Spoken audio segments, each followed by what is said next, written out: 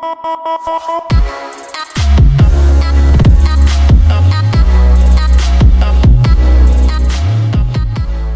guys, today I'm going to show you all the basic things you need to know about AV receivers. I got two of them right here. I got an older one and a slightly newer one.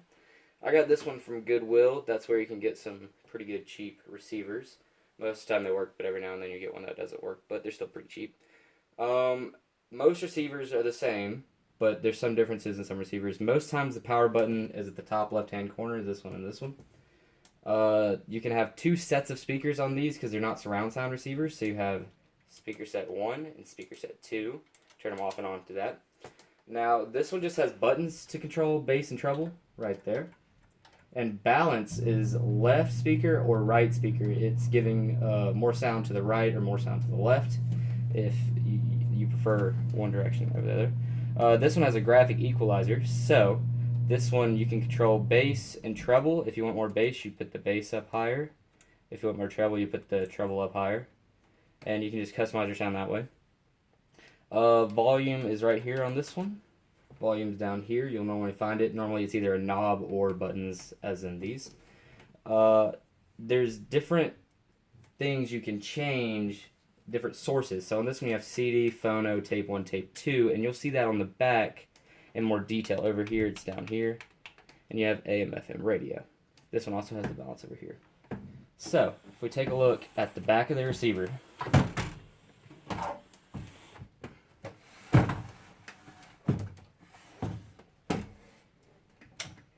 you will see they're a little different, but the majority of the stuff is still the same. You have these inputs where you put speakers into.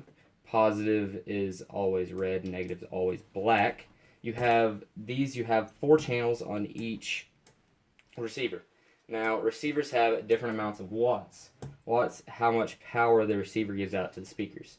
Now, it'll show you how many watts it is on the back of the receiver. This one shows you right here, and this one shows you up here. This one's a 250 watt receiver, this one's 150 watt. Now, if you want to know how much watts go to each speaker, you're going to have to divide it by how many channels. See, this has 4 channels because it has, that's 1 speaker, 2, 3, 4. So it's a 4-channel receiver. Same thing with this one.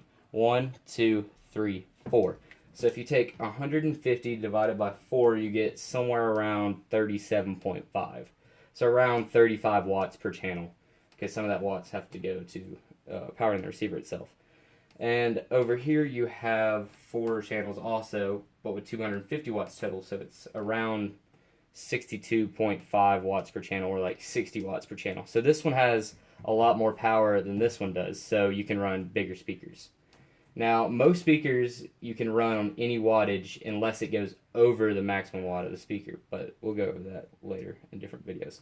So you have these outputs right here on this one, and the outputs right here on this one. Okay? And so on this one you can see it has phono, CD, tape 1, tape 2. On this one it has tape 1, tape 2, phono, and CD. Now, these are for connecting them to different devices that you want the input to come in from. So this one you would hook it up to a CD player or a anything else you want to hook it up to, record player, anything like that.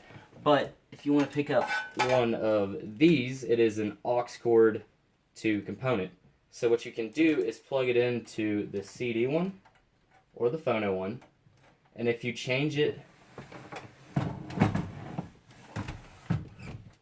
to CD, you can play music from the receiver from your phone.